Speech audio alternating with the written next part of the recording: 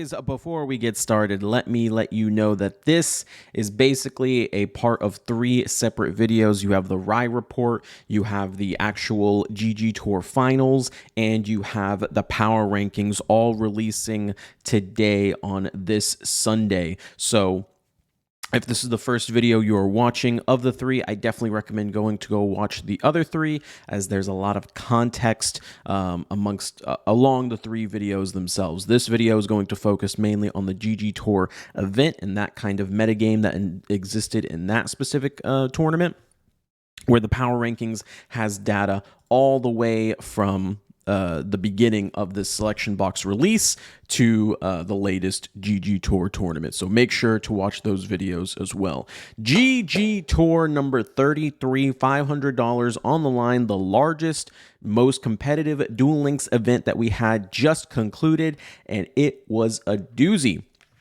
340 sign-up players, 281 after round 1 drops. We drop all the players who do not show up for the first round, so it is a bit more fair in the 2nd, 3rd, 4th, 5th, 6th, however many rounds end up being. This one ended up being 5 rounds into a top 64, so massive, massive turnout. Thank you all so much for being there. Let's talk about the metagame that happened. We have the breakdown on screen. 88 total Black Rose Dragons. That is an insane amount of Black Rose Dragons. 53 heroes. We combined all the heroes. This is favorite hero with all the different types of heroes. So the trap heroes, the non-trap heroes, the OTK heroes all got combined into one. If you broke it down, Mech Lord would have been the 2nd most represented deck, but we didn't. We just decided to put all the heroes together so it's easier and cleaner, which ultimately ended up with 53 different hero decks. There's Hero Alliance, there's Favorite Duel, so many different builds. So if you want to hear more about heroes, go check out the power rankings.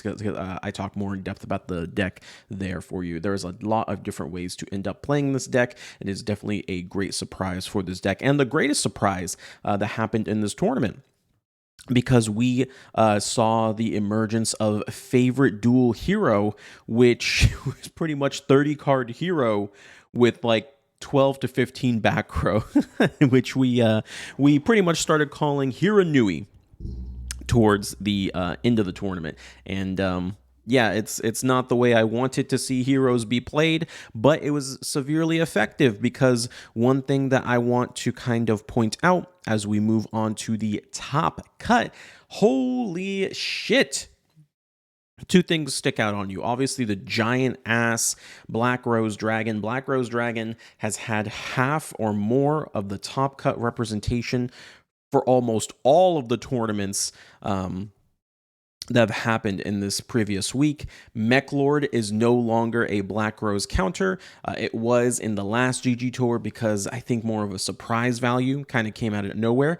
But now in a best of 3 environment, people have started putting in System Down into their side deck, and that has just absolutely shit all over Mech Lord. On top of that, you have decks like Hero who just completely annihilate Mech Lord in terms of how much back row they're spamming. They're just spamming so much back row that Mech Lord was not able to do much in this individual tournament. Still the 3rd most top deck, obviously.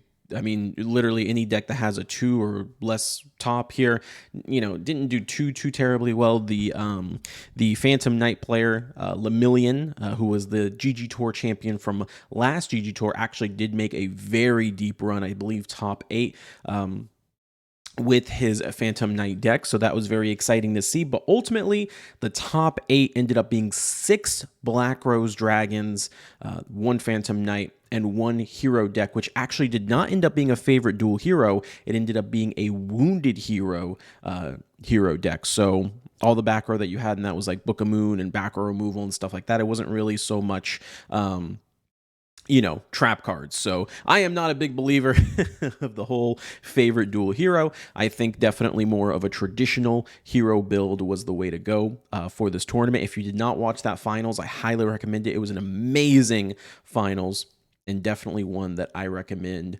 for people to go watch. Now, while I don't want to make any official tier lists, because again, we have the power rankings coming out to complement this video, and they I always prefer to let the statistics talk for themselves rather than give you an off-the-cuff tier list. But if I had to give my opinion on this kind of ongoing discussion of is Black Rose Dragon a tier 0 deck, I think it comes down to, what do you personally think a tier 0 deck is, right? Obviously, having half of the top cut, having people put triple Stygian Dirge in the main deck as a floodgated counter specifically for Black Rose Dragon, just because your chances of encountering the deck are so extraordinarily high. Having a deck with high volatility in terms of results like Mech Lord, and it's based on how many Black Rose Dragons you can run into, and if those Black Rose Dragons don't have like system down and shit in the side deck, there is a very, very, very strong argument to be made for Rose Dragon to be that tier 0 deck. There are a few things that are concerning in terms of their domination, I guess, because if I talk about it more in the power rankings, they haven't actually performed as well as you'd think once you in terms of like actually winning like a GGtoor or something like that. They actually, they have high representation, they have crazy numbers, but then actually securing the largest tournaments, they're kind of they're the kind of dropping the ball a little bit. They kind of end up losing to random, hero decks, to random Galaxy Eyes, to random Phantom Knights. So while I do believe they were tier 0 in this tournament specifically, I actually do think this format is not fully solved yet. I think a lot of people are now starting to play around with heroes, and I think a lot of people are starting to kind of realize that, maybe favorite duel trap heroes isn't necessarily the best way to play heroes. If I played heroes a little bit differently, maybe I can have a better Rose Dragon matchup without having to resort, to Mech Lord, triple Stygian Dirge in the side deck, etc., etc., etc. And this is the kind of what makes competitive Duel Links more interesting than just ladder Duel Links. And ladder, Black Rose Dragon would just immediately be a tier 0 deck because everyone's playing triple Stygian Dirge in the main deck, and people are the entire meta is warped around them to the point where you have to go out and create a deck that specifically counters them. But in tournament play, every single GGtoor we've had, the tournament meta has been wildly different to try and adapt to Rose Dragon, essentially, right? Warping of the Rose Dragon. Obviously, last time we had a whole shit ton of Mech Lords to try and take out Rose Dragon. This time we had a whole bunch of heroes, especially with favorite duel, to try and stop heroes.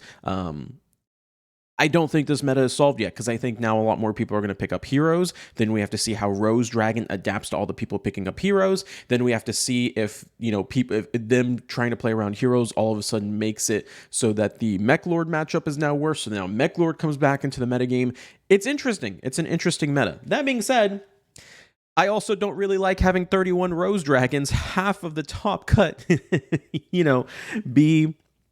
be just one deck and end up with a whole bunch of mirror matches, because it's just the best deck of the format and it warps the entire format. So if you did call this a tier 0 format, I wouldn't even blame you, if I'm being completely honest, because the data definitely points towards that being a thing. So you guys let me know down in the comments down below, do you think Black Rose Dragon, the new auto model play deck, is in a tier 0 format where they are warping the entire metagame?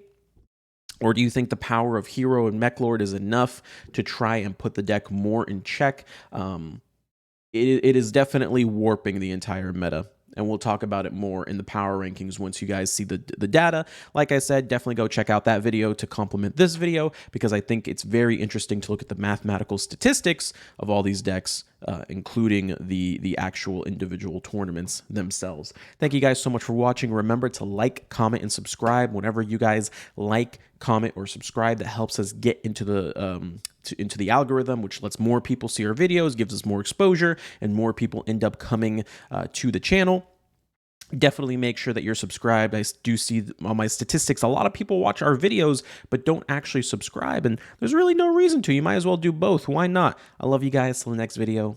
Peace out.